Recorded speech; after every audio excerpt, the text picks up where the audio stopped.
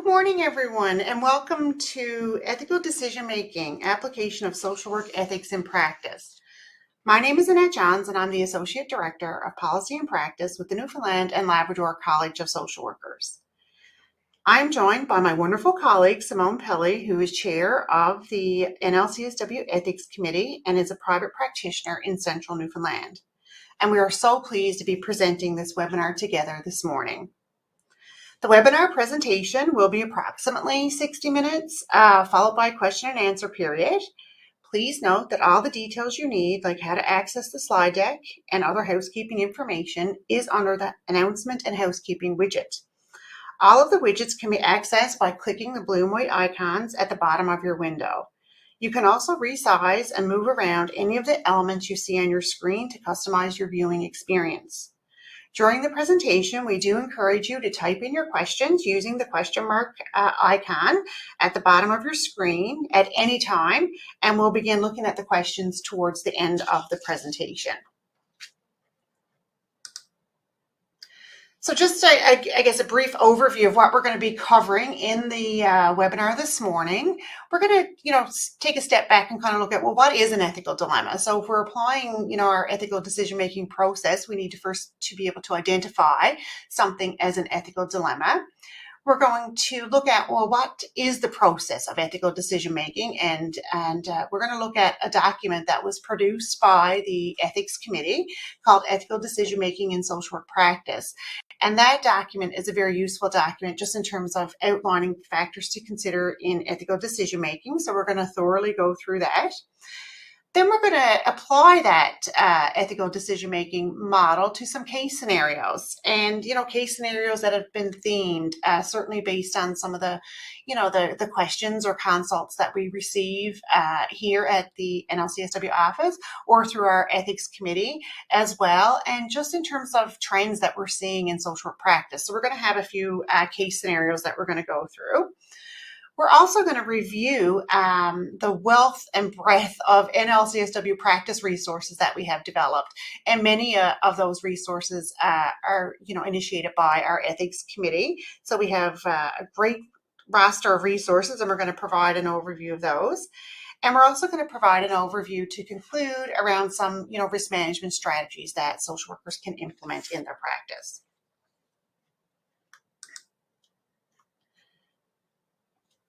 So the very first thing we're going to look at is, what is an ethical dilemma? And, certainly teasing that out. So if you're in a situation where something feels uncomfortable or something feels just not right, looking at it, is it a practice issue or is it truly an ethical dilemma? So of course, we know that ethics lies at the heart of our profession.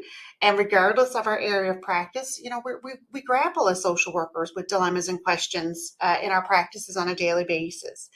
And some we really have to stop and think about. They really, there's pause. We need to really work through it. Where others are, decisions that we're integrating in our practice on a daily basis. And so if we look at what an ethical dilemma is, it is a choice between two actions based on conflicting values. Both may be morally correct and professionally grounded. Both may be right or good. And that really is the dilemma for us as social workers in terms of what decision is it, do we make? So for example, a dilemma might be you have a client that asks something not to be recorded in their file. We've seen that. You realize that a new client is a close relative of a current client.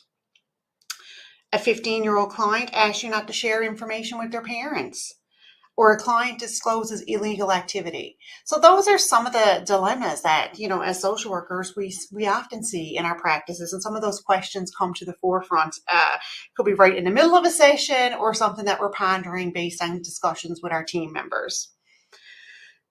So, and of course, there may be other dilemmas where social workers experience conflict between their personal and professional values. And we have some resources that we're going to go through a little bit later in the presentation that kind of highlight some of those issues.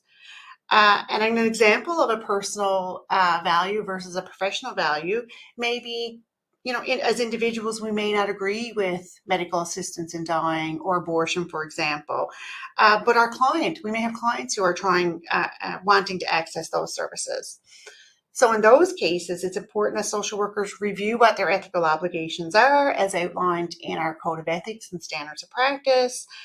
And of course, looking back at the principle, that we all recognize in our profession around self-determination and the rights of clients to make their own decision. So when there is that clash, we often refer the client to another social worker or professional if we're not able to uphold the professional value for personal reasons. And of course, it is recognized that we're all unique. We're all individuals. We all have our own personal values, cultural affiliations, religious beliefs and practices, and of course, other factors, such as age, ability, gender, can all affect our ethical decisions, along with other factors that we're also going to delve into a little bit later on in the presentation. But if we look at the clash between one's personal and professional values, it's important to tease out those personal values from our professional values to review what the ethical values are from a professional responsibilities point of view, and that is part of the ethical decision-making process as well that we're going to go through throughout the presentation. So we do want to invite you to participate in our first polling question, just to get a sense from people. Have you experienced an ethical dilemma? And we say within the past 6 months, but it doesn't have to be tied exactly to 6 months. But just to think about that in terms of if, in your practice, have you experienced what you would consider to be an ethical dilemma? So we're just going to give you a few minutes for people to complete that. See the polls coming in there, the responses, so that's good. Thank you. And I just find it very helpful to kind of step back and think about that. What are the ethical dilemmas? And it may not have reached the point that it's a huge dilemma. It might have been, something to just tweak, your interest, or maybe made you feel a bit uncomfortable. And whether or not that was just like I said, an issue that you're experiencing in your practice or a dilemma. Certainly, we're always navigating those complex ethical issues in practice on a daily basis. Yeah, I think we've pretty much reached the numbers have slowed down there and stopped, so we'll just kind of look at that. So yes, we had 71% of those who are attending the webinar this morning noted that they've experienced an ethical dilemma in the past 6 months, and 28% have not. So that's interesting. So thank you for doing that. And now in particular, I guess for the 71% that experience an ethical dilemma, what was the nature of that ethical dilemma? If you had to think back in terms of, one of the big dilemmas that you may have experienced, what was the primary nature of that dilemma? Was it a boundary type issue? Was it related to a dual or multiple relationship? Maybe a conflict of interest? Or related to client confidentiality and the disclosure of client information? And these are just a few, but we just wanted to put some in there to get some sense on, what it is people are experiencing in their practice. So responses are coming in, so that's great. I'll just leave it open for a few more seconds for people to get their responses in. I know you might need a bit of time to kind of think about what was the primary nature of that particular dilemma that you're thinking of.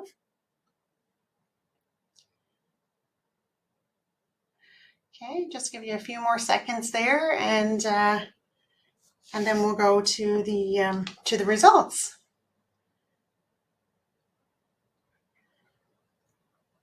Okay, all right, so thank you. I'm just going to go to the results. So 34% noted that the primary nature of the ethical dilemma was client confidentiality and disclosure of client information, followed by conflicts of interest. Boundary challenges, 21% noted that, and 12% noted the nature was around dual or multiple relationships.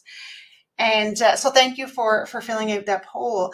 And certainly that fits with, the key areas where what we're seeing in terms of consultations from members or discussions at our ethics committee, and even some of the trends that we're seeing in social work literature. Excuse me.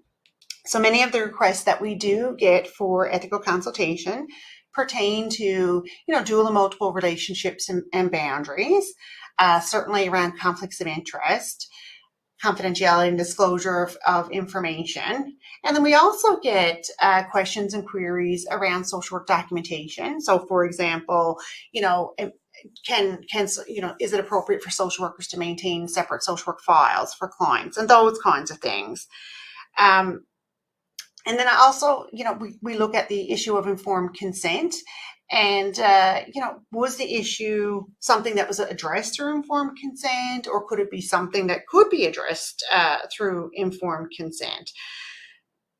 And then more broadly, in terms of the documentation piece, just around documenting, one's ethical decision-making process. And we have a practice resource that we've developed just related to, that piece.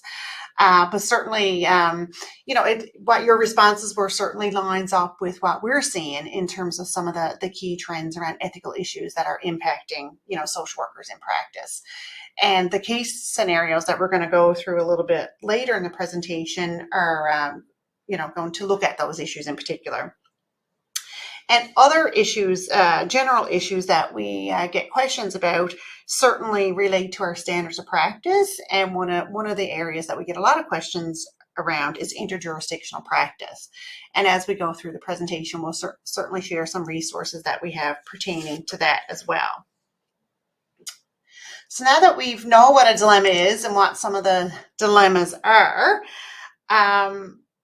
let's look at what ethical decision-making is.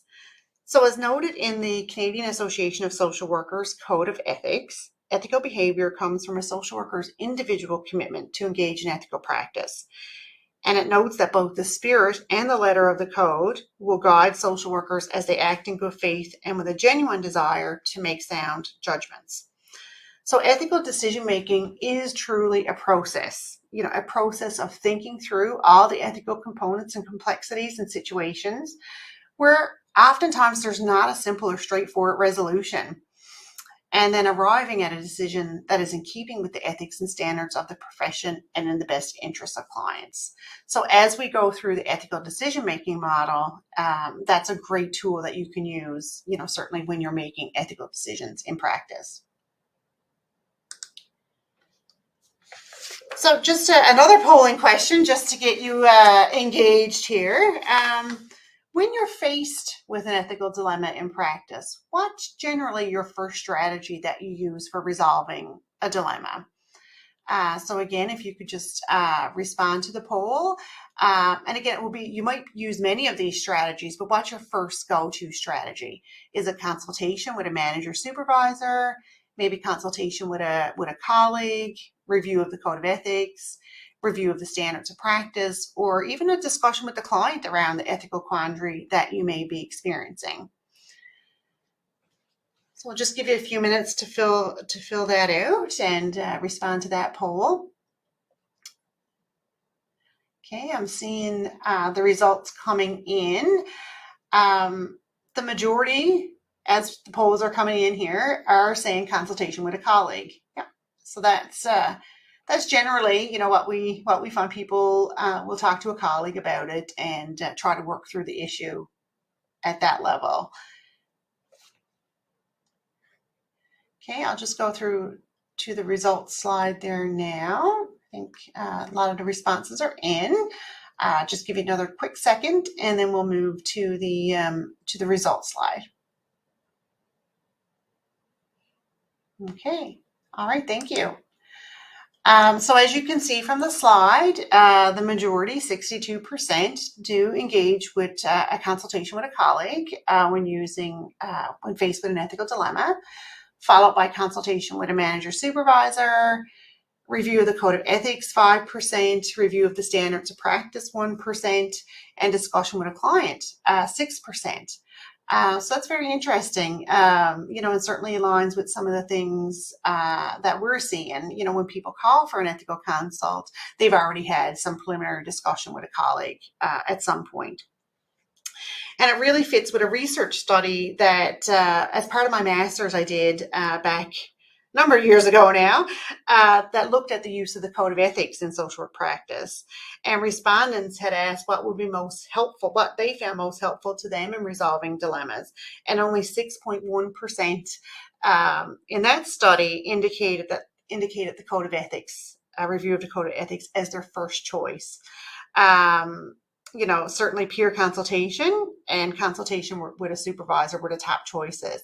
So that was research from back in 2004, 2005, and fast forward all those years, we're still seeing that those are some of the top, consultation with a colleague and a supervisor manager as being some of the top choices or strategies that people use.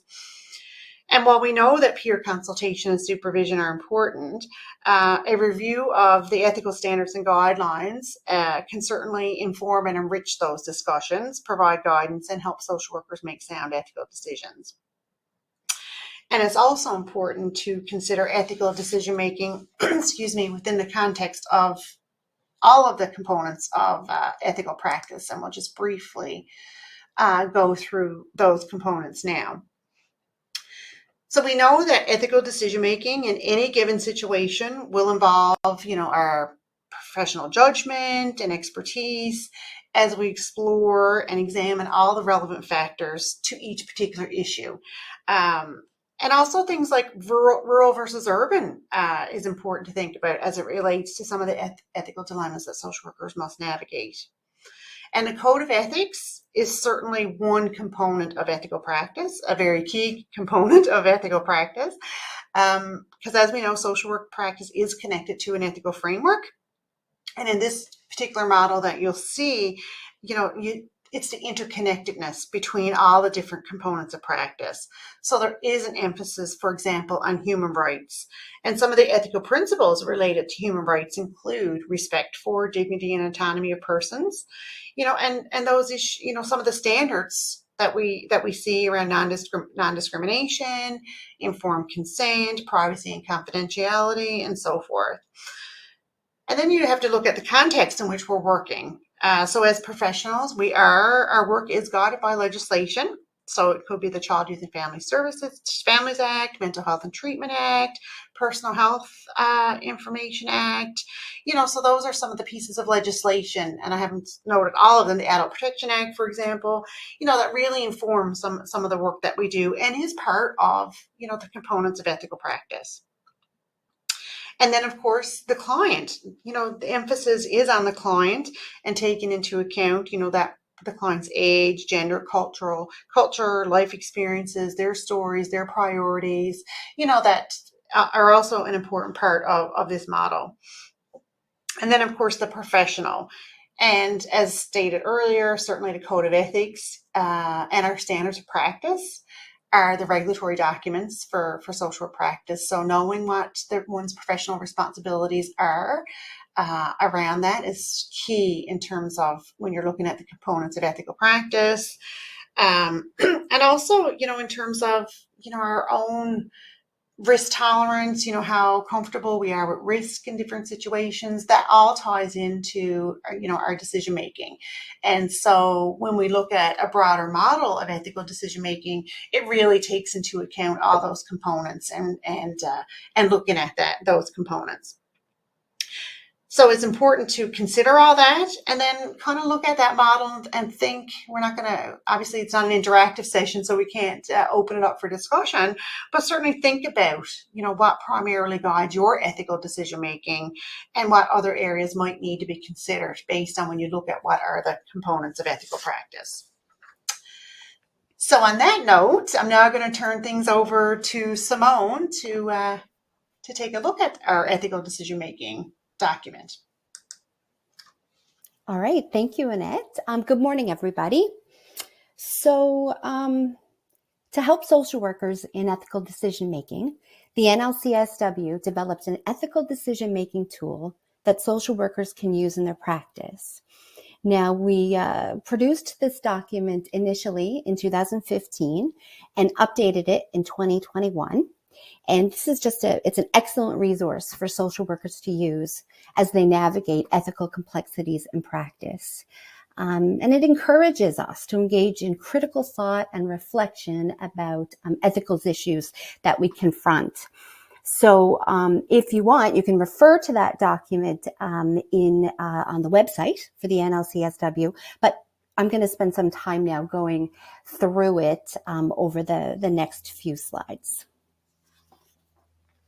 So before we delve further into the document, let's just get a sense now of how many people attending the webinar today use this document in their practice.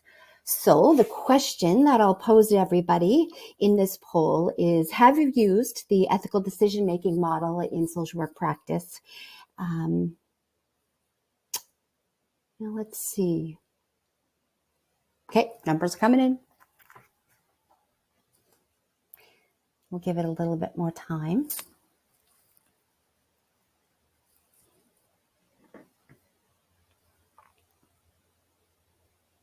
I can see that we've got some people that have referred to the document. That's just great.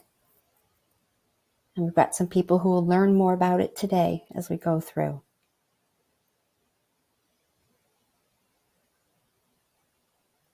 Looks to me that we're almost half and half. All right. There we go. We got some results. Yeah, so we're pretty close to 50-50. So 47% of you today have used the decision-making model. And then the other 50% that have participated in the poll haven't. So hopefully now then today you will be a little bit more familiar with it. And then you can print it off and keep it on your desk handy for if any time that you might confront an ethical dilemma. So let's take a minute now to go through the document. So I've got a copy here. It's roughly 9 pages, and of course it's got all the necessary references. And if we take a look inside, we listed out the table of contents there for everyone to see. So of course, in our introduction, we draw attention to the CASW Code of Ethics. And I mean, that just sets forth the values and principles that guide social work practice. And of course, social workers uphold those 6 core values. We'll reference them later on in our case scenarios.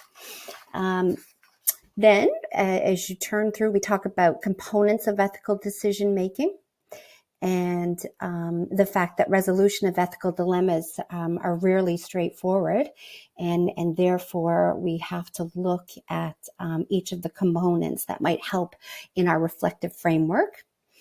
It's important to consider ethical theory and professional and ethical orientation. It's also useful to think about our own risk tolerance. And risk tolerance is something that can change over the course of our careers. And we'll just touch on that a little bit too in another slide. Then we also look into the ethical decision-making model, and we'll walk through those 17 steps next. And critical reflection and professional judgment. And then at the end of the document, there are ethical considerations. So yeah, so I encourage each of you to go onto the website and print this off if you don't already have a copy. So now, let's go a little bit further into the 17 steps. So there are 17 of them. It's very thorough, and maybe it can look a little wordy and overwhelming, but once we walk through it, you'll see how this can be useful to stimulate kind of thought and further discussion and to clarify things. In developing this resource tool, we actually reviewed many of the ethical decision-making models from the literature, and then this framework was developed based on a best practice approach. So the first step in the model is to clearly articulate what is the ethical dilemma, and particularly what are the values that are in conflict. So when we're saying what values are in conflict, we're actually referencing the CASW Code of Ethics and those 6 values that are outlined at the front of the code. Focusing on the values in conflict is a helpful strategy, and it's going to help us determine if indeed this is an ethical dilemma, because that's the first thing that we've got to determine. We'll look at the concept of what a moral dilemma is later in the presentation. Right now, we're going to be examining how to reflect on an ethical dilemma.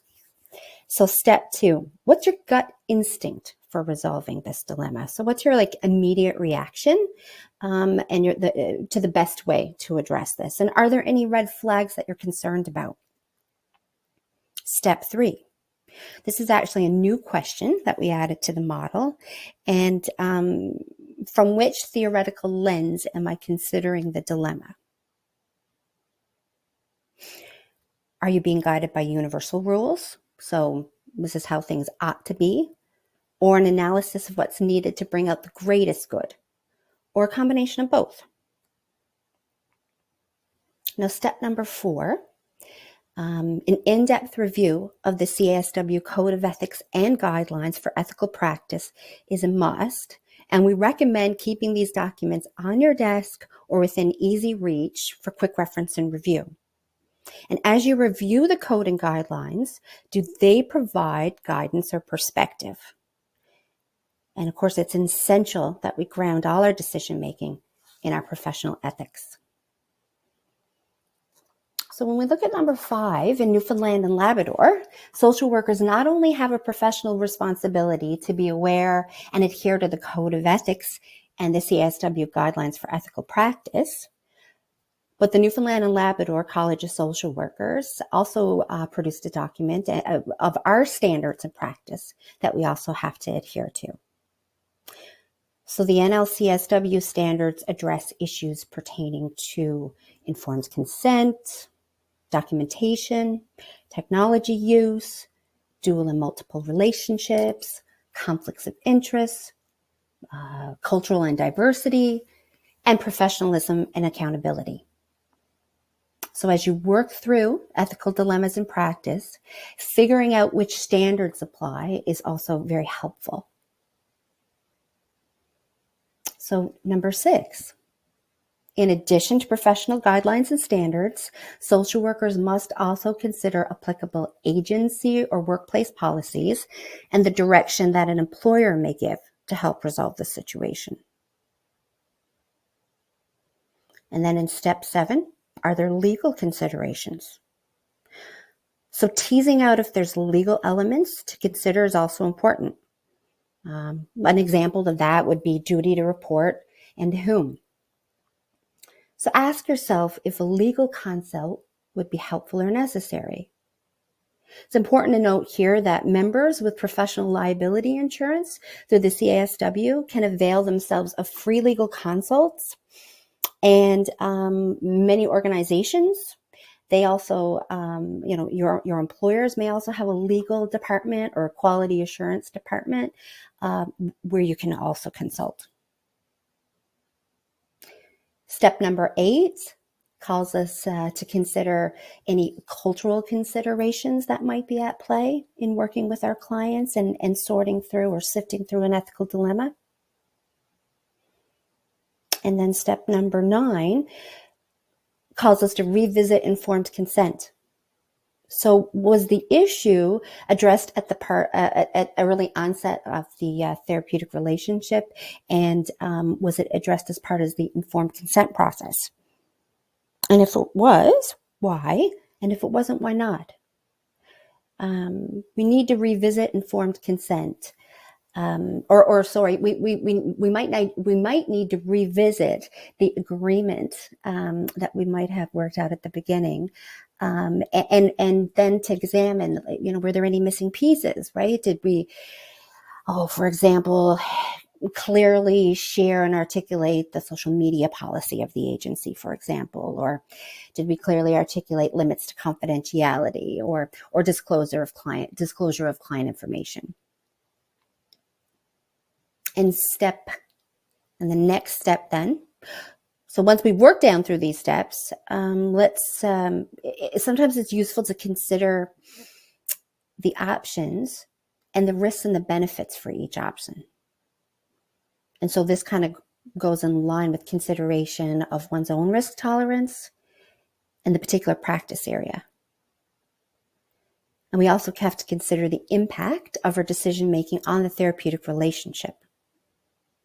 So a good example of this would be the disclosure of client information without consent or a legal reason to do so, right? Because this could quite possibly have a negative impact on the social worker-client relationship. And of course, in step number 11, consult, consult, consult. You can consult with a colleague, consult with your supervisor, consult with your manager, or even call and do an ethical consult with the Nlcsw. Social workers identify peer consultation as their top means for resolving ethical dilemmas. And that was evident in I believe it was one of the first polls that we did today. Right? So really, who better is there to consult with but a trusted peer who you can think things through and talk these things out through the ethical consideration. It's also helpful in many situations to have an open and transparent discussion with the client about the dilemma. And then to document all of the process of your ethical decision making and how you arrived at the decision, and really even to list out the steps that you've taken and how you communicated this to your client.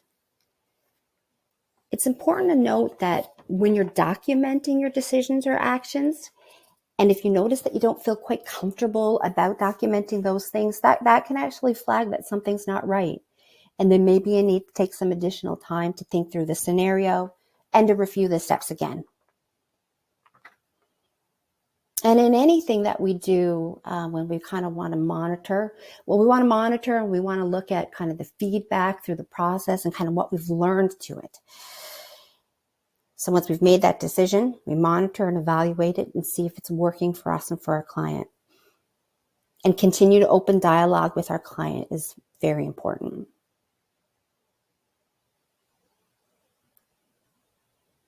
Now we'll move on to the next slide. So when Annette and I were putting together this talk today, we had a quick discussion about factors that might impact ethical decision making. And that kind of goes back to step number 2 in the decision model, right? So like, what's our gut reaction? What's our immediate reaction or instinct for the best way to address the ethical dilemma? And it's important to also consider a range of factors that can have an impact on our ethical decision-making model, right? So, we all work in various settings and we have workload things to consider. There's workplace stress, and sometimes our gut reaction can be, swayed or distorted by any of these factors that we have listed here. So some examples are workplace conflict, trauma exposure, moral distress, compassion, fatigue, and burnout, personal and physical and mental health, personal values and experiences, even our stage in career and our training. So the ethical decision-making model and all those steps before can really help ground us in our code of ethics and in our standards of practice, and really keep us laser focused on our own ethical and professional responsibilities. Right? So it gives us that kind of scaffolding to be able to walk us through those steps, even in the midst of some of those factors that could be impacting on our decision making. So let's look at some cases now and apply the model together.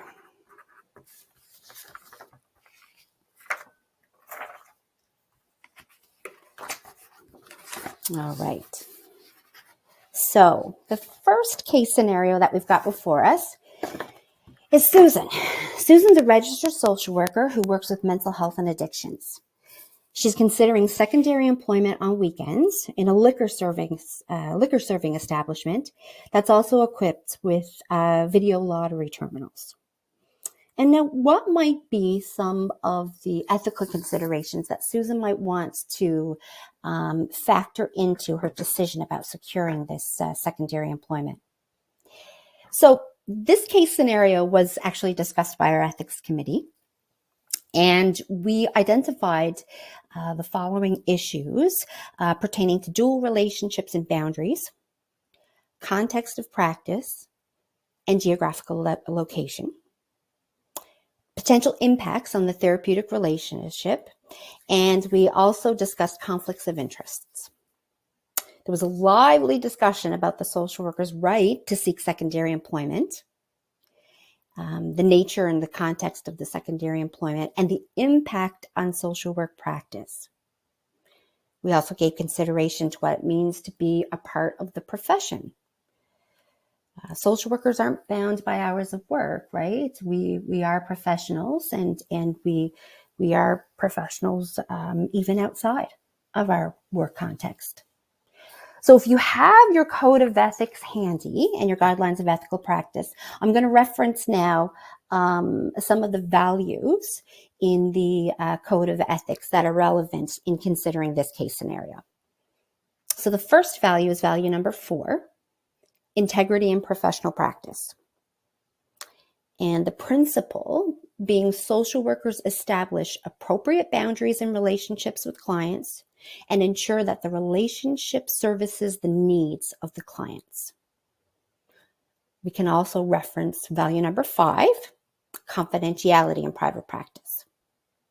Social workers respect the client's right to confidentiality of information shared in a professional context. Now, if you turn to the CSW guidelines for ethical practice, there we can look at section 2.1.1. Social workers maintain appropriate professional boundaries throughout the course of the professional relationship and after the professional relationship. Section 2.3. Social workers avoid conflicts of interest that interfere with the exercise of professional discretion and impartial judgment. And section 2.4.1. Social workers take care to evaluate the nature of dual or multiple relationships to ensure that the needs and welfare of their clients are protected. Now, here's a little bit of feedback and some points for consideration. We'll put them kind of in a question form now, so everyone can kind of consider some of these factors, the things that we discussed together in the ethics committee. So factor number 1, what's the probability of intersection between social work practice and the secondary employment area? So one question to consider is, how likely is it that the social worker will interact with clients in the non-social worker area of employment? So the higher the probability, the higher the risk. What's the nature of one's professional practice? So, for example, if a person is a social worker in addictions and works as a bartender, the risk of challenges is higher. How might this impact the clinical relationship?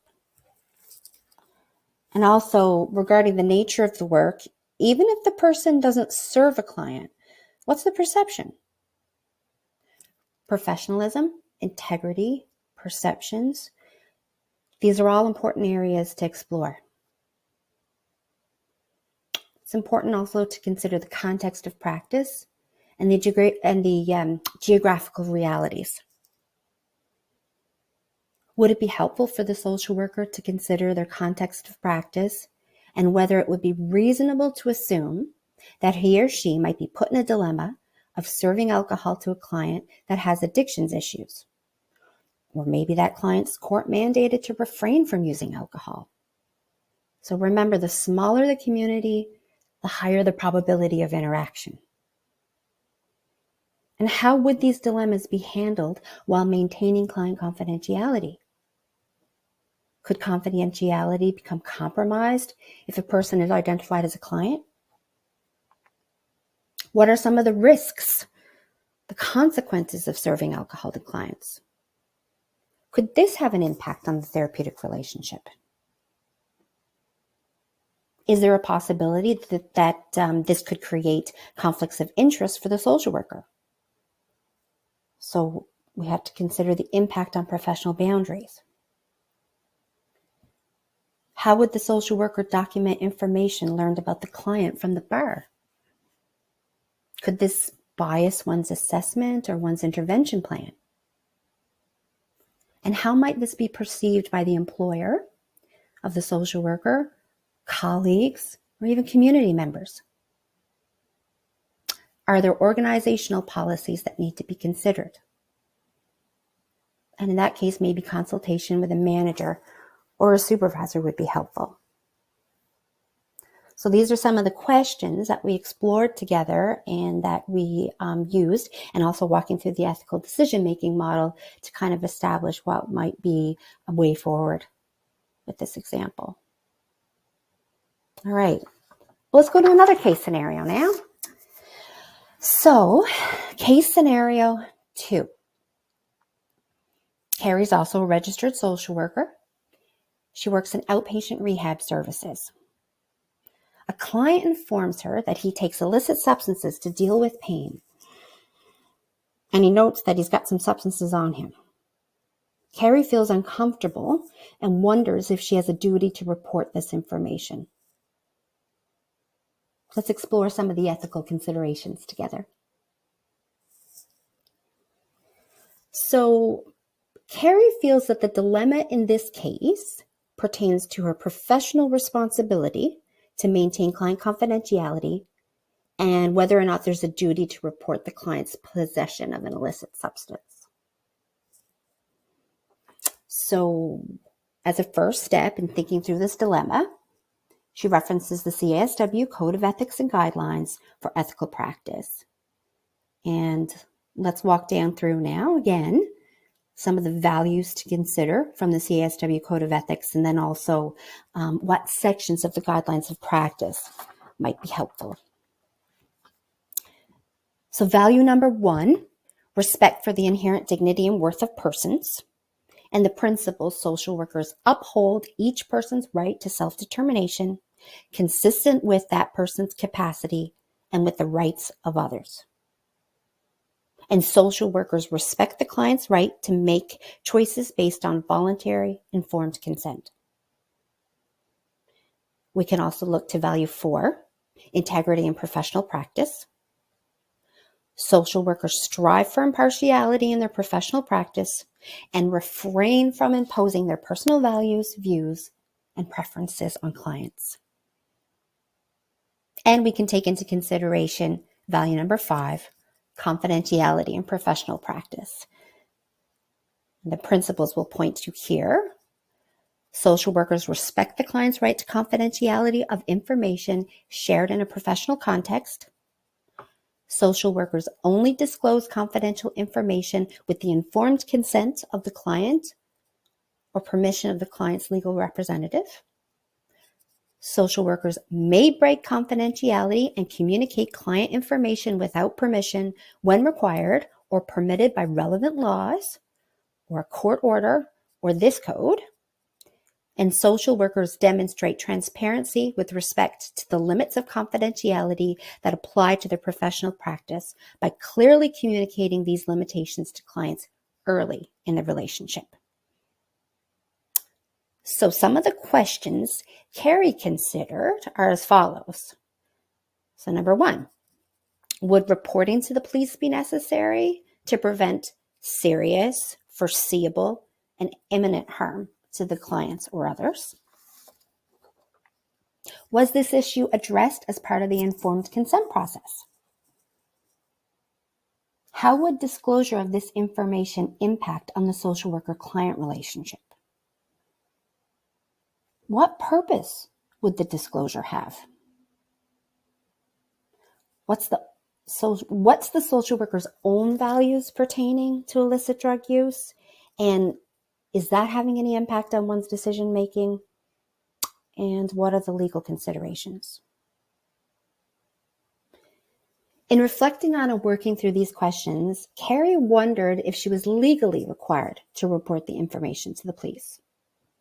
So, she accessed her professional liability insurance carrier for a legal consult.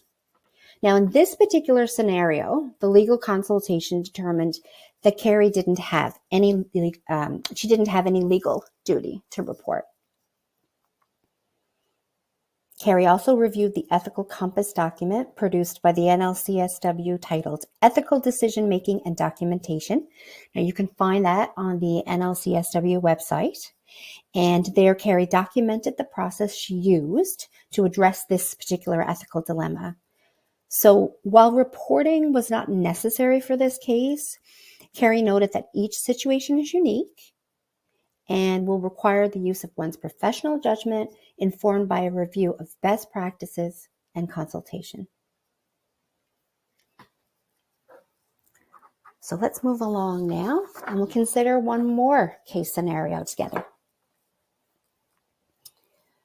Mark is a registered social worker in providing clinical services to a 15-year-old youth. During a recent session, the youth disclosed that he used marijuana to help ease his anxiety. He asked that Mark not share this information with his parents. Mark receives a phone call from the client's mom who asks how things are going. Mark is wondering if he should let mom know about the marijuana use. So, in thinking through this dilemma, Mark considers the following issues: capacity to consent, client risk, and confidentiality. And we can reference the following sections from the Code of Ethics and the Guidelines and Standards. So, under the Code of Ethics, we'll go back to Value 1, respect inherent dignity and worth of persons. Social workers uphold each person's right to self-determination consistent with that person's capacity with the rights of others. Social workers respect the client's right to make choices based on voluntary, informed consent. We can point to Value 5, confidentiality in private or in professional practice. Social workers respect the client's right to confidentiality and information shared in a professional context.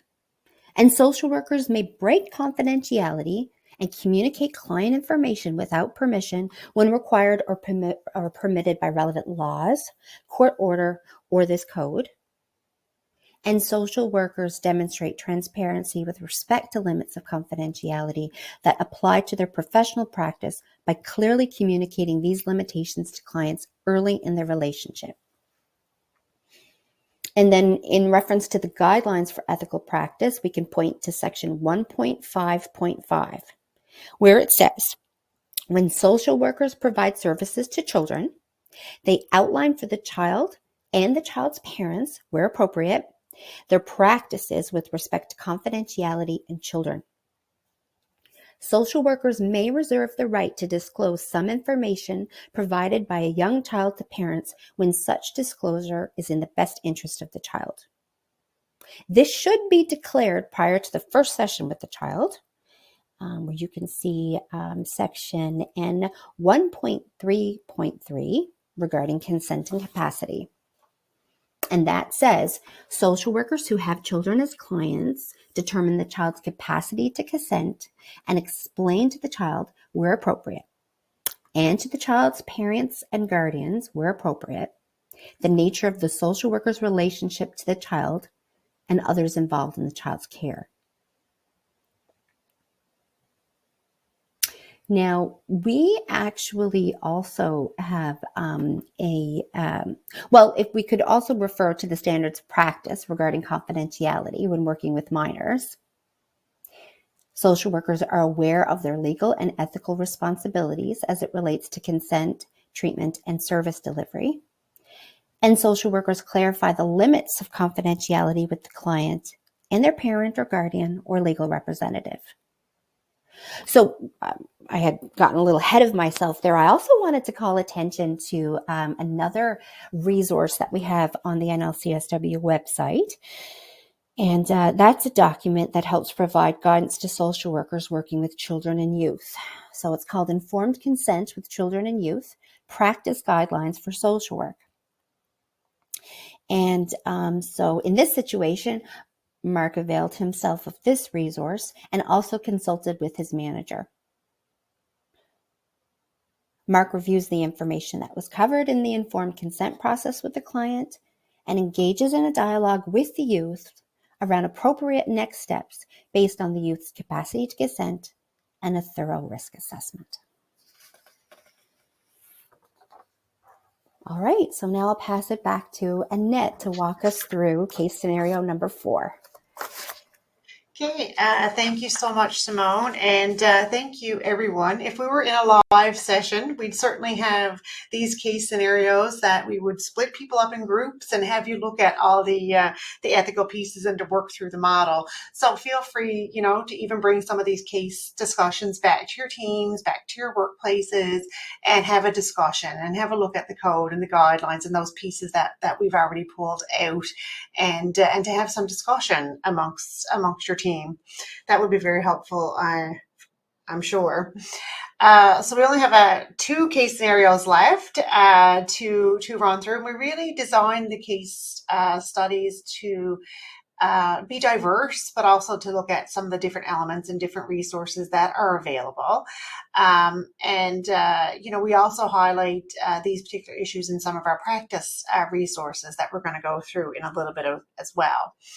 But this is another case scenario looking at technology and social media. So John is an RSW who works in a nonprofit community organization where resources are pretty limited. The organization is always looking for ways to ensure that all the resources are used effectively and really meet the needs of clients. And at a recent meeting, the use of social media was discussed, and the team had kind of looked at 2 issues. One, should social workers proactively seek information about clients on social media platforms? And how should social workers deal with information regarding clients that are inadvertently obtained through social media platforms? And so we received many questions, particularly early on when social media and Facebook was, starting. We used to receive a lot of consults from members around social media use and continue to get those consults today. Oh, sorry, got to go back. So in thinking through these 2 questions, really John and his team need to create a space for some open discussion and a fulsome discussion on what some of those ethical considerations are, and to get input in terms of what everyone's perspectives are in terms of how to address these questions. And we know that while information on social media sites are public, for the most part, is it ethical? And that's a question we need to think about. Is it ethical to seek out this client information? What are the potential benefits and risks? How might information learned on these sites impact the clinical relationship? How might it impact on service delivery? Could client confidentiality and privacy be compromised? What platforms would social workers be using to get this information? Their personal social media platforms, or would there be an organizational social media account for this? How will clients be informed that staff are going to be searching their social media platforms? Is it going to be in a written policy? How will information obtained from these online searches be documented? Will it be in the client file? And are there any legal considerations that need to be explored? And certainly all these questions and how the practice may impact boundaries, client privacy and confidentiality, the informed consent process need to be considered. And in keeping with the ethical decision-making model, after identifying all the ethical issues, and the questions and teasing that out, we go to the code. Okay, what's the first, that's the first, one of the first steps in our model is to look at the code of ethics. And in this particular situation, we would certainly look at value 1, respect for the inherent dignity and worth of persons, and the principle that social workers respect the client's right to make choices based on voluntary informed consent. We'd also look at value 4, integrity in professional practice. Social workers establish appropriate boundaries in relationships with clients and ensure that the relationship serves the needs of clients. And also value 5, confidentiality in professional practice, and the principle that social workers respect the importance of trust and confidence placed in the professional relationship by clients and members of the public. John and the team would also look at reviewing the Nlcsw Standards of Practice for social workers in Newfoundland and Labrador, and a recent document that was produced by the Nlcsw called Technology Use in Social Work Practice. And that's really an explanatory document that delves further into what some of those standards are and best practices around the use of technology in practice. And we've also produced many publications on this topic that you probably may have already read, related to informed consent, social media, and e-professionalism. And I'll show you some of those, as we go through some of the resources in a minute. But our very first practice matters that we produced back in 2011 was called Ethical Considerations in the World of Social Media. And we've had many others since then, like around e-professionalism, informed consent, resolving conflicts of interest through informed consent, and so forth. So as noted in the Nlcsw Standards of Practice, social workers inform clients of their social media policies at the onset of the professional relationship and throughout the relationship as necessary. And the Nlcsw Technology Use in Social Work Practice documents notes, while client information may be readily available on social networking platforms or through electronic searches, social workers respect client privacy and only access client information through electronic technologies with the informed consent of clients. In emergency situations where no other options exist for accessing information that is necessary to mitigate harm to the client or others, an exemption may be justified.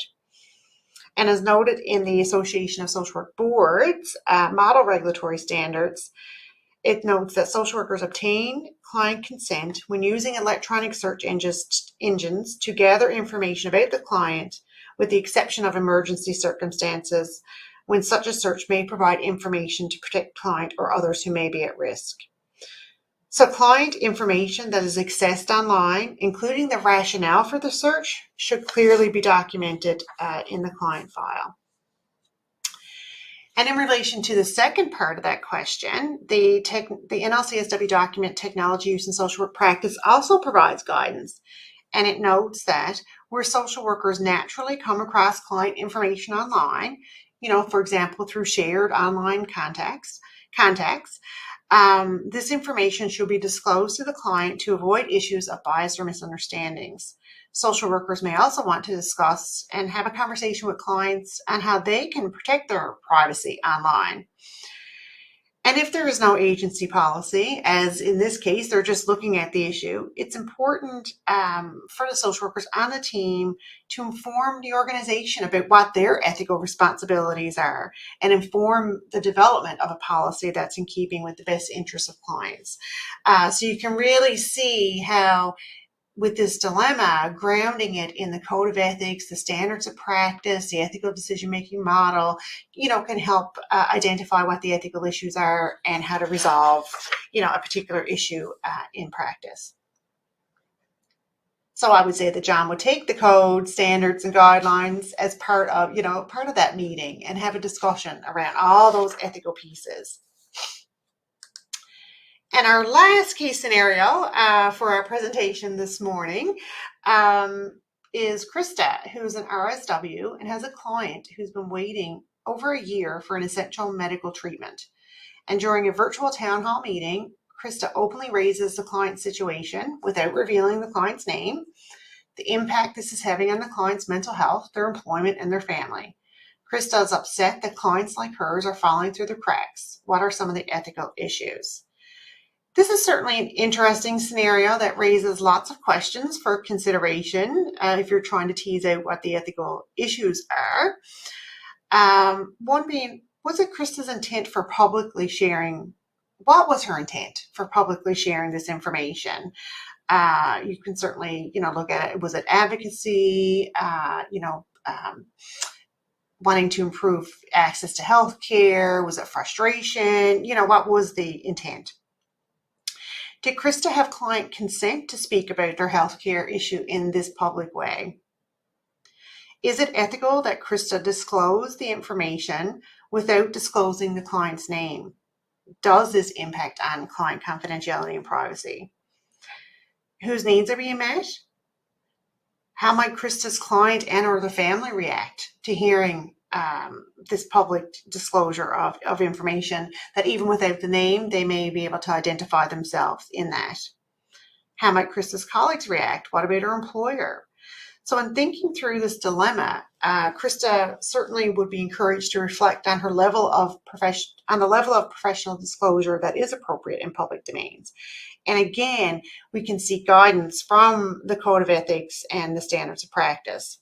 So if we look at the Guidelines for Ethical Practice, which is an accompanying document to the code, it notes that social workers maintain the best interests of clients as a priority with due regard to the respective interests of others.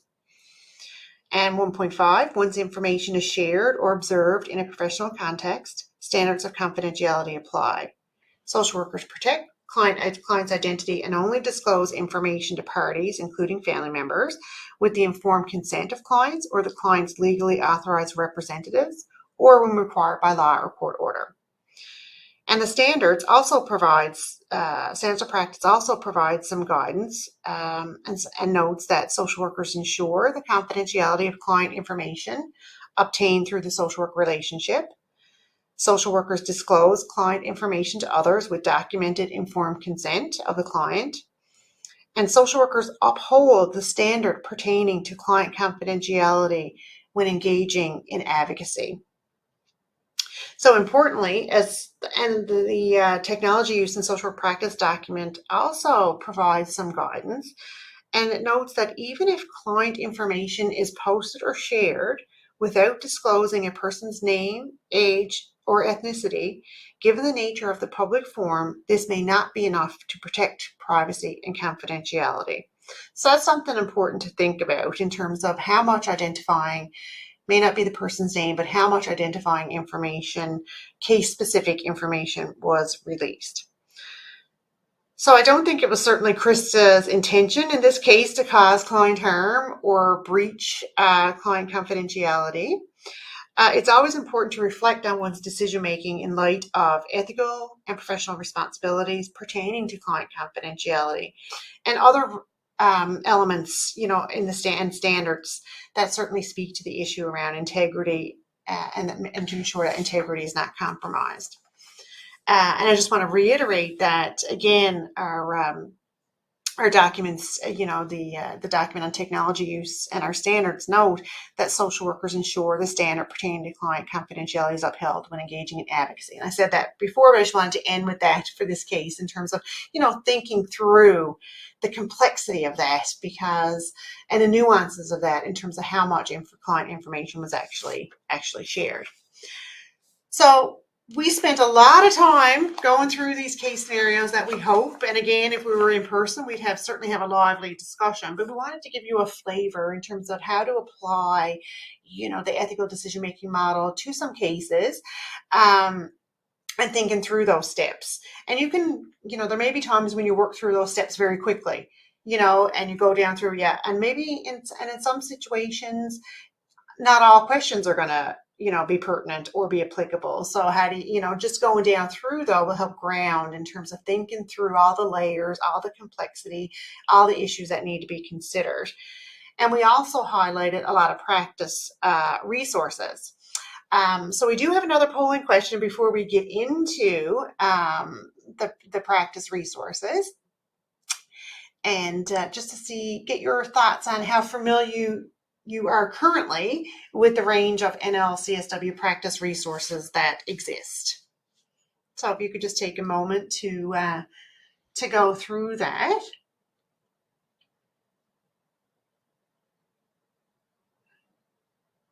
And then hopefully by the end of the presentation, you'll know where all of our resources are and how to access them.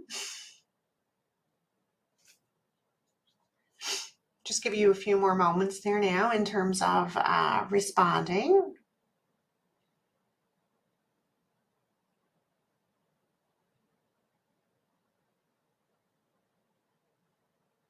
Okay, just give you a few more seconds there now.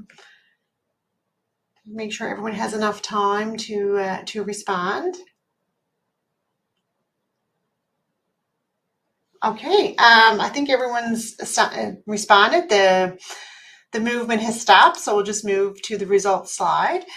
So 68% noted that you are somewhat familiar with the Nlcsw practice resources. 18% were very familiar, and 13% not familiar. So we're just going to take some time here at the end of the presentation to go through the resources, because we have a wealth of resources that we produce, and I'm so honored to be part of our ethics committee, who takes the lead on many of the development of the ethical resources. So we have lots of discussions, and we go through our code of ethics, and we go through our standards of practice, and we think about questions, for reflection.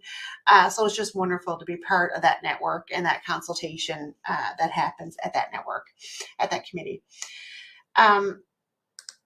So this is an image, and this slide you'll see is an image that was produced by Nlcsw, just to kind of provide a visual image of what resources do exist. And this has been published in Connecting Voices, so you may have seen it in there. There's hyperlinks, in our Connecting Voices publication that links you to all the different practice resources. So as you can see here, the standards of practice. So our code of ethics and our standards of practice and the guidelines for ethical practice are regulatory documents that social workers, should be familiar with and adhere to in their practice. So those documents really, set the framework for ethical practice and professional practice. And our other documents underneath that toolkit include explanatory documents, guideline documents, and interpretation documents. And each of those documents do provide more clarity, more substance, more guidance in relation to the code of ethics and standards of practice. So everything flows from the code of ethics and standards of practice. And these are great resources, and is a step in the tool that Simone outlined earlier in terms of what NLCSW practice resources are available to help. So that's really good then to be able to seek out, the information that may help you and ground you in your decision making. But I want to just take a moment to walk you through, because there's no better way than to visually bring you through. And I want to take you to the NLCSW website and give you a sense on where you can find all these wonderful practice resources. So if you go along the top of our website, you're on the home page, you'll see registration, social work NNL, continuing education, and practice resources. The practice resources button is going to take you click on that, and there'll be some submenus, and it will take you to all of the resources that exist. So if you want to look at, for example, the code of ethics, standards of practice, click here, and it will take you right to, the code, our act, the code of ethics, guidelines for ethical practice, and our standards of practice. And, just note it from the poll at the beginning, only a small number of people noted that they, as a first strategy, looked at standards of practice. Just open that up here now, give you a sense on what that actually looks like in terms of as a document, and what some of the standards are that social workers do have to adhere to in practice. So they're all outlined there. So you can print that off, have it in your office. I keep a copy on my desk at all times, along with the code of ethics, the guidelines for ethical practice, and our ethical decision-making model, for example. So that's where you'd find a code of ethics. Go back to practice resources.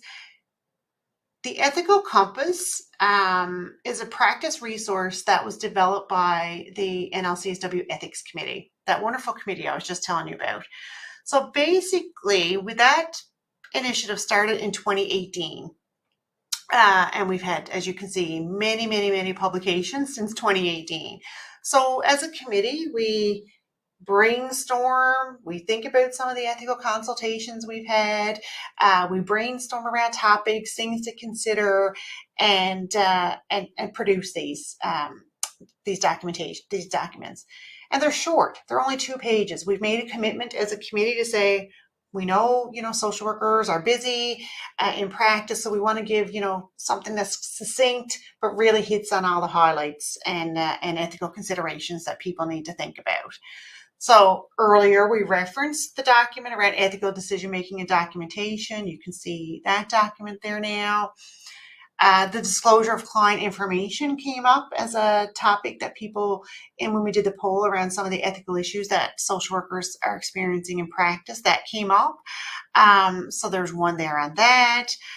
So I'm just going to go into that to kind of show you what one of those documents look like.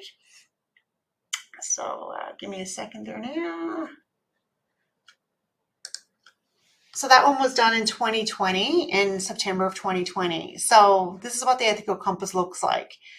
So it talks about, introduces the topic, goes through what the ethical considerations are, what standards, what values in the code of ethics might apply, and then some things to consider within that.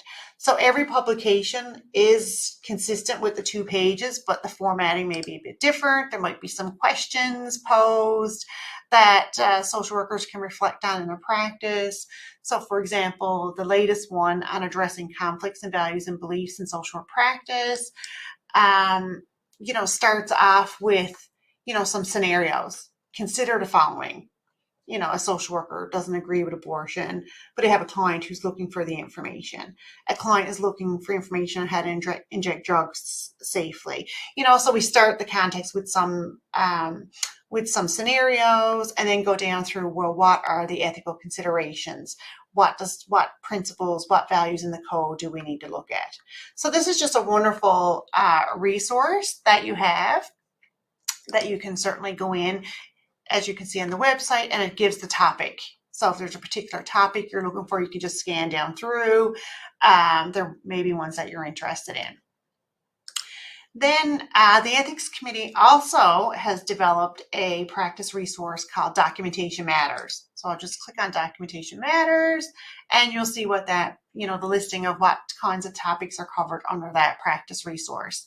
So the very first one, tip number 1, how should social workers respond when a client asked that they not record something in their file? Is it appropriate to use acronyms or abbreviations in documentation? How should I handle requests for the release of client information? We did one, certainly during COVID, we know a lot of social workers were working from home. So we felt it was important to look at one around protecting client information and records when working from home. So just to give you a flavor of what this particular resource looks like, it generally, they're limited to a half page, maybe 3/4 of a page. So again, short and succinct resources that social workers can have in practice.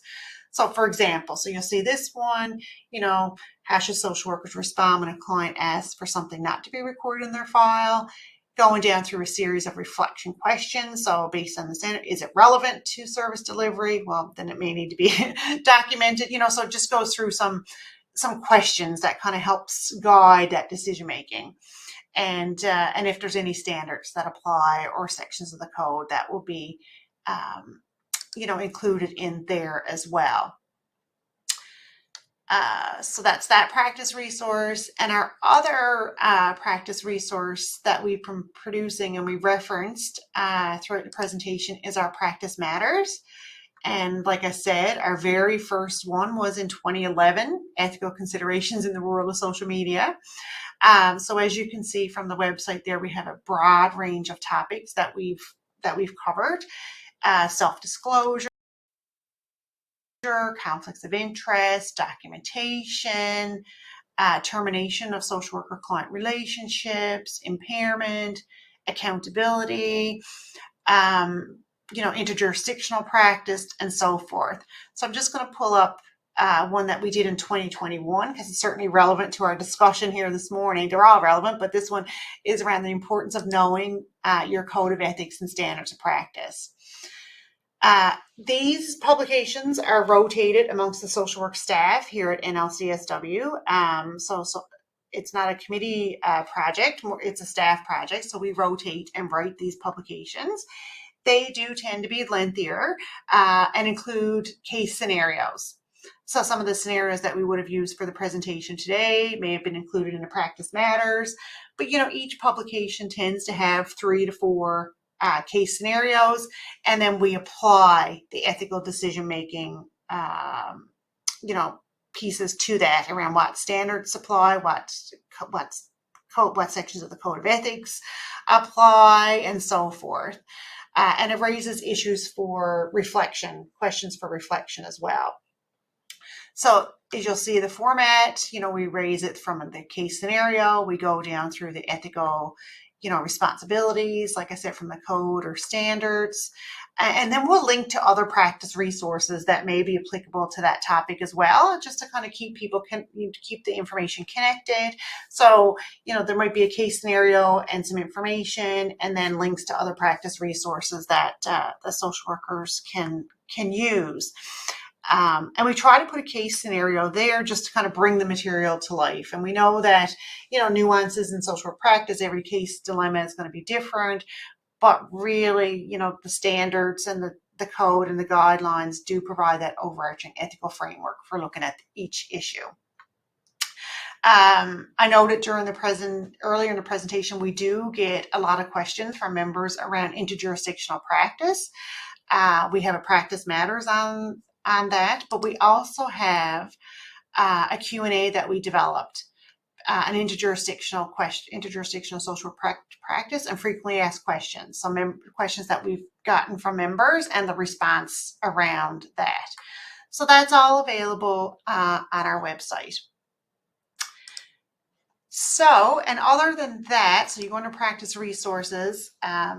So then you'll see a section called practice documents. And I don't want to spend all the rest of our time on this, but I do want to point it out where you'll find the other documents that we would have talked about and others in our presentation. So for example, in Simone's, one of the case scenarios of the social worker who was working with a young person who disclosed marijuana use, the social worker in that document referenced the informed consent with children and youth practice guidelines. So that document was updated in 2021. So if you can just click on the links there and it'll bring you right to the document, right? So it was produced in 2019, updated in 2021, and it goes down through factors to consider in the assessment of a mature minor. So you'll see all those points laid out. There's some practice considerations and some cases and some guidance. Like for example, one parent presents their child for counseling or services, youth who refuse service, provision of services to a minor without parental consent. So, this is just a really great document. So if you're working with, children and youth and you have, questions around capacity and consent, this is just a great document to look at. Other documents made. So we've just updated that document in terms of medical assistance in dying and what social workers need to know. Our ethics committee developed this tool. It's called Self-Assessment Tools for Informed Consent and Documentation. Another great tool to use, and it's more for it's a self-assessment tool. So you wouldn't use this in a clinical file or anything like that, but it's just provides a checklist for social workers to consider in terms of their informed consent processes and also documentation processes. So that's just a really neat tool that you can use just to kind of reflect, maybe have a discussion. If you're supervising, providing field instruction to social work students, these are also great resources to have students look at as well. And our ethical decision-making document is here. So Simone went into great depth about that document, but here is where you would find that on the website. So you can see there, that's what the entire document looks like. It's just a great document, succinct, great to have on your desktop. If you're looking at, if you're having an ethical dilemma or an ethical discussion with a colleague, this just, points to, things that you need to consider, and the models there. So you can print that off, have it, and as you're making ethical decisions to go down through that. There's also the ethical principle screen that's included in there, some questions for consideration, and then some ethical considerations. So that's where you'll find that tool. We also have, other documents, and some of our documents are being updated. And so any updated documents we'll let members know through the Nlcsw update that goes out monthly that you would receive by email. And any new practice resources that are developed and produced, or updates to documents, information is always included in that update that you're going to get in your email.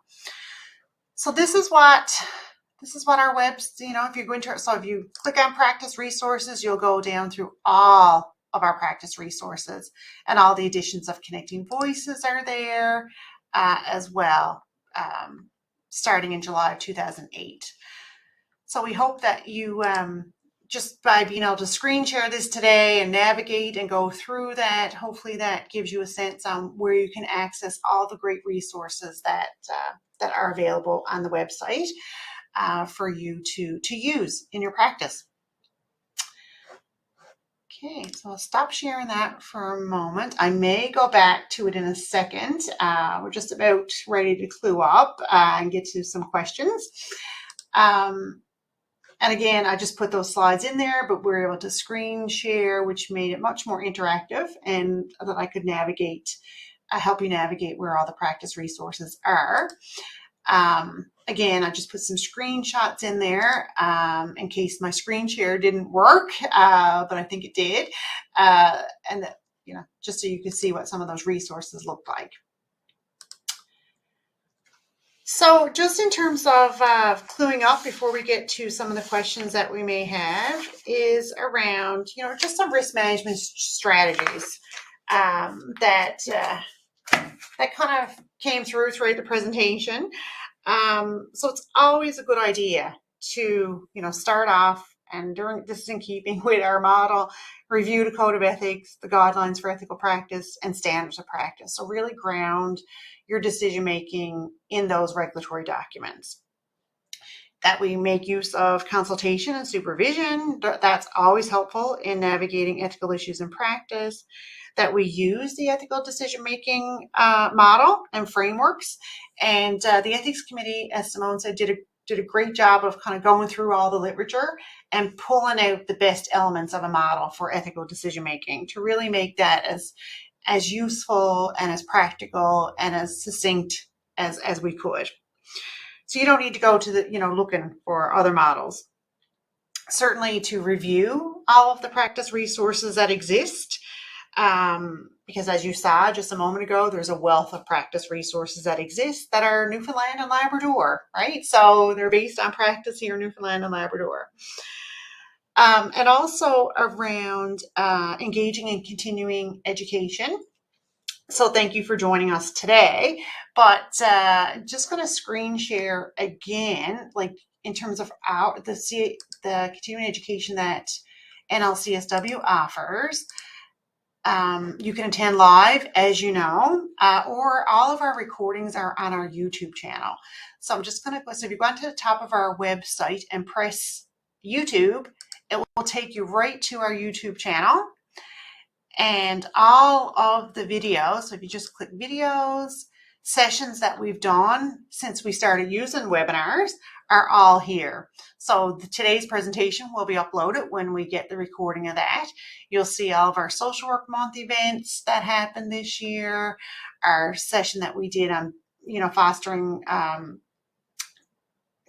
cultural competency in practice and building collaborative relationships, the session we have on nursing in February, going right down. There's a webinar here on Practice Resource Bootcamp that myself and Simone just did back in the fall. So if you want more information on our resources, certainly go in there. So you can just see the diversity of sessions that are available. And as per the Nlcsw CPE policy, reviewing the recordings of these or attending live are considered required credits under workshop. So you can go in there and access those at any time. So I just wanted to point that out. And of course, boundaries is always a key thing when you're looking at ethics and if boundaries are being impacted. Informed consent to me, informed consent is one of the biggest risk management strategies that we can use, because if we cover things in informed consent as issues arise, we can go back to that informed consent. And there's also on our website, there is a document that deals with that in terms of informed consent, and we've written about it in Connecting Voices as well. And of course, documentation, the whole importance of documentation. We've talked about that many times throughout the presentation this morning, and just the importance of having, your social work interventions, your decision making well documented. And next, just in terms of the ethics consultations, so we know as social workers, we're all responsible for our own practice decisions, but sometimes it's great to have a sounding board and to consult, whether that's with a colleague, a manager, supervisor. Our ethics committee, I'm going to give you a little bit of information about that. There's the Provincial Health Ethics Network. And as Simone mentioned during one of the case scenarios, that CISW Professional Liability Insurance, BMS is the professional liability insurance provider. They provide legal and ethical consultations. So basically, just to sum it up, these consultations should really incorporate a reflection on the Code of Ethics and Standards of Practice. We bring in other documents that may need to be considered, that are relevant, reflect on all the components of ethical practice, and use the ethical decision-making tool. To really look at and some questions around, would I consider it reasonable for another social worker to make a similar decision based on the facts and circumstances? So a consult can help you get at that. And can I explain the rationale for my decisions based on elements outlined in the ethical decision-making model? So, those are some key questions to kind of, as you're working down through your ethical decision-making, during the consultation, have you considered all the points, and what does your colleagues, or what comes out of that particular consultation? So on that note, we have a couple of minutes for some questions. And I'm just going to go through the questions there now. We didn't get a lot of questions come in. One question we did get is regarding, and Simone, you can jump in as well, but for the scenario number 5, where the social worker had brought up a client situation in a town hall,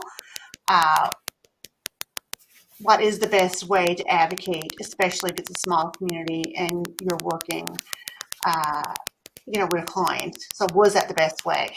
And so certainly that case scenario raised issues around some of the importance of reflecting on client confidentiality, informed consent. So it likely wasn't the best way in terms of raising that particular issue, because there were issues around client confidentiality and privacy. The clients didn't give consent for that to happen. It wasn't addressed as part of the informed consent process. So reflecting on one's ethical considerations then to determine what next steps would need to be taken in terms of, if it's already happened, having that conversation with a client and addressing issues that the client may have with that. Seeking consultation with one supervisor manager. But then if it hasn't gotten to that point, well, what are some other ways to advocate? Having that conversation within the organization around steps that can be taken. Are there things that can be done from an organizational point of view?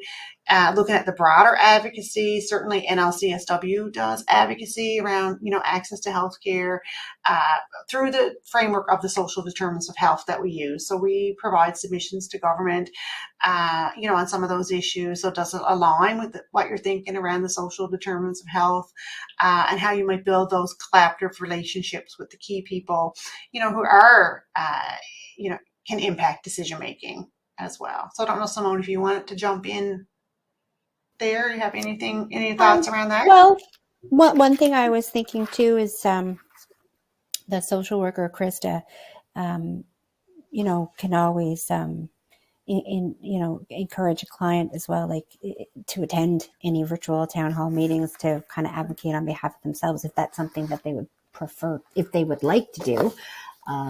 Or giving clients information to connect with community organizations and grassroots organizations as well. Yeah, no, that's excellent. Yes, thank you. Thank you, Simone. Um, the case scenario two, someone had a question around case scenario. I'm just going to pull up case scenario two. Was wondering if the client voluntarily availed of this service. Okay, was wondering if it made a difference that the client was voluntarily availing of the service, and would that have impacted the RSW's decision making?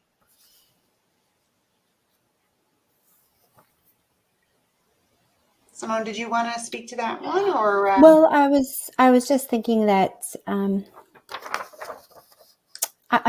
thinking no, just because Carrie, the social worker in this position, did do a legal consult, and I'm trying to. Annette, in this scenario, did we clarify whether or not this was a voluntary or mandated service? No, we didn't, We because didn't. it's an Yeah. outpatient rehab, so it was voluntary. Right. Um, Yeah. yeah, Yeah. yeah. So I think So it in comes that down to the consult, right? Oh, exactly. go ahead. Oh, sorry. Go ahead, Simone. Yeah, that's exactly what I was going to say. In this case, that, Carrie proceeded with getting her legal consults. And in this scenario, the legal consult determined that Carrie didn't have any legal duty to report.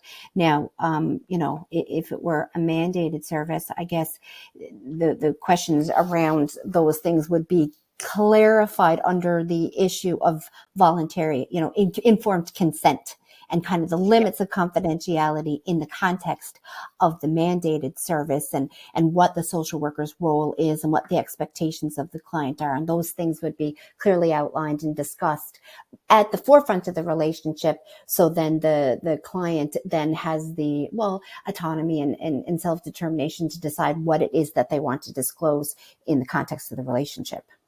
Mm-hmm. Yeah. Yeah. Excellent. Okay, so that brings us to the end. Unfortunately, that hour and a half went way too fast. But we do want to, we do hope that this information provided you with some helpful information and resources on ethical decision making and social work practice. And it gave an opportunity just to kind of step back and kind of look at the ethical decision making model and what resources are available. The PDF of the PowerPoint presentation is available on the resource section of the webinar platform. Members may claim 1.5 CPE credits under the required category of workshops for attending this webinar this morning. And we also ask that you complete the evaluation form that will appear on your screen, because as always, your feedback is so greatly appreciated. And I do want to thank Simone for joining me. Simone and I have presented many times, and she's done some of her own webinars as well that you'll see on our YouTube channel. But it's just so wonderful to have such a great colleague to present on these issues, and as chair of the ethics committee, brings such a wealth of information and perspective on these ethical issues.